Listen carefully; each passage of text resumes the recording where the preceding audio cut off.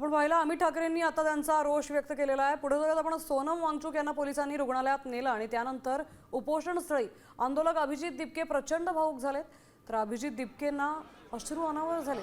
अभिजित दिपके यांना आता आमरण उपोषण सुरू केलंय, तर मागण्यांसाठी लढा सुरूच ठेवण्याचा निर्धार त्यांनी व्यक्त केला।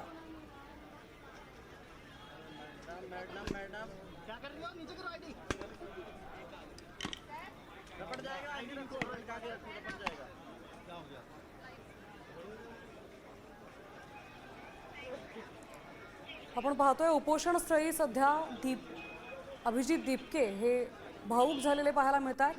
मात्र हे आंदोलन सुरूच ठेवण्याचा निर्धार देखील त्यांनी व्यक्त केलाय। आज जे झालंय त्याने खचून न जाता पुढेही आंदोलन असंच सुरू ठेवणार असल्याचा निर्धार त्यांनी व्यक्त केलाय। सोनम वांगचुक यांना सकाळी पोलिसांनी रुग्णालयात हलवलं, मात्र त्यानंतर तिथे मोठ्या प्रमाणात गोंधळ उडाला होता।